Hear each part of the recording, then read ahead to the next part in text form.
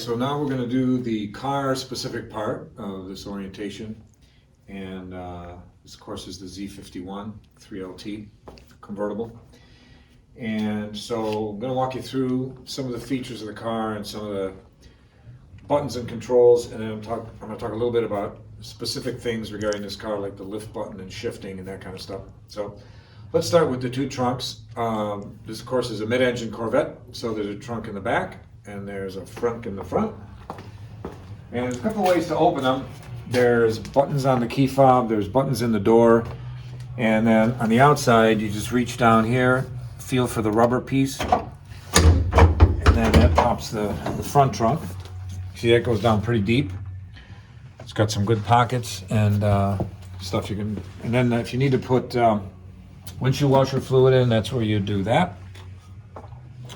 And to close this, you don't slam it, you bring it down about here and then click it down. The whole front end of this car is wrapped in paint protection film, or PPF, and so if it gets bugs on it or whatever, it can clean off just with water. Don't use any funny chemicals on it because it's the clear PPF is plastic, so just keep that in mind. Then for the rear trunk, if you want to open it from the outside, there's a button right here. Just feel for the little rubber. And this one is a wider trunk, still pretty deep. And then really importantly, when you close this trunk, it's a soft close. So you just lay it there, click it till it catches, and then it goes down the rest of the way on its own. All right, just a quick talk about the gas filler. There's no gas cap. It's like a NASCAR thing. You just put the gas pump right in there, and it opens by just popping it, and it closes by pushing the spring. Loaded little gizmo there. All right, inside the door, you got a button for the front and rear trunk. Of course, the front one is here in the rear trunk. And then let me show you some other things inside the car. So first of all, on the steering wheel, there's a couple of important buttons. All the cruise control is over here. We'll talk about this Z button in a minute. And there's a steering wheel heater right here and some other things for using a telephone. But these are the volume controls, and this is the station changing buttons, but they don't work from the front. They only work from the back. So the idea is that you can have your hand on the wheel and you control them from behind the button. All right.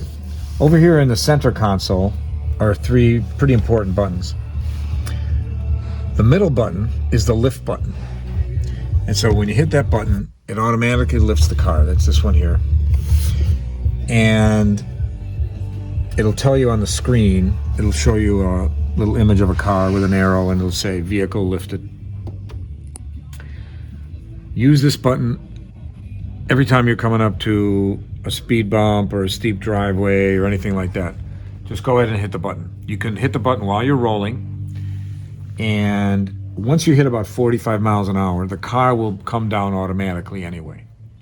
So you can use it, you know, as often as you want, and don't worry about it staying up until you park, because while you're driving, if you get up to a higher speed like 45 or 50, it'll automatically come down.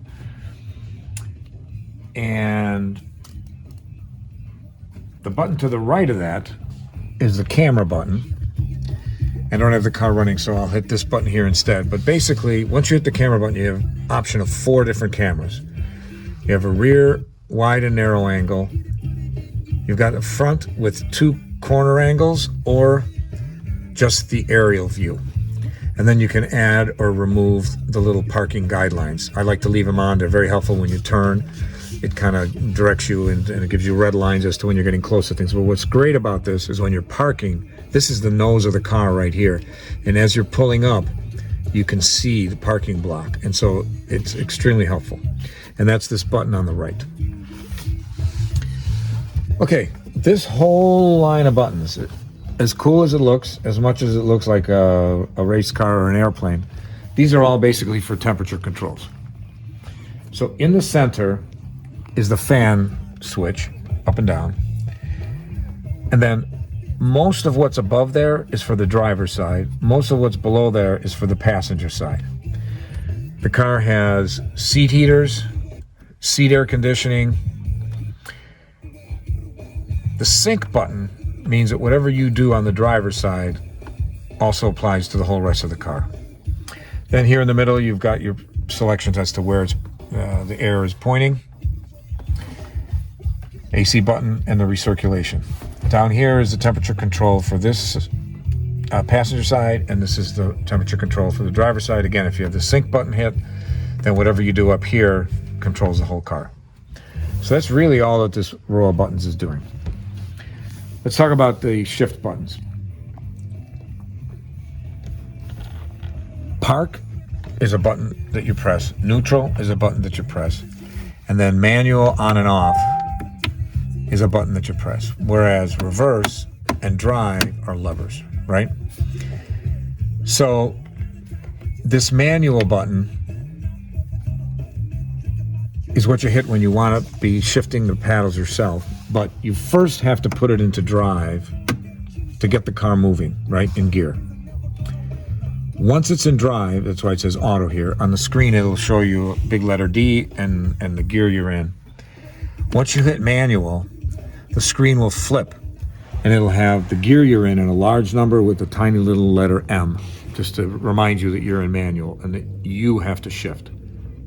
So always remember, whether you're in automatic or manual, you can tell on the screen very quickly because there's either a big D or a tiny little M next to the big number of the gear that you're in. Also, the D and the M will be lit up, when the car's on. Reverse, you have to have your foot on the brake. Reverse camera will come on automatically when you flip the reverse button. And then park is a push button, and it's pretty self-explanatory. So these are the drink holders, and down here you got some coasters in case you got condensation and the bottle of water is sweating or whatever, that'll catch it. But I would suggest something, because this is pretty expensive factory, kind of a unique leather, be kind of expensive to repair. I would suggest when you're driving the car to drive with it open and just use it as drink holders, and that way there's not so much risk of keys or something else scratching the leather. I wanted to show you with the top closed, you can change this to a video camera. So here it is as a regular rear view mirror, and then if you switch it, you get a full video camera. It really has impact on the highway. One other thing to mention is, this car does have wireless charging. So if you just pop your phone in there, and if your phone has wireless charging as an option, you just slide it in, and it'll automatically charge your phone. One little unusual thing I wanted to mention. This back deck is very cool looking. The design, though, has it coming down into this rear window. So if the car's sitting outside, and it rains, or if you wash the car by hand and you're using a hose with a lot of water, it's going to form a little bit of an aquarium here. It's not a big deal. I wanted to point it out. If you have a squeegee, you can squeegee it out, but don't be surprised if there's a whole bunch of water sitting on this back deck, just because it's kind of a design where I don't think they took that into consideration.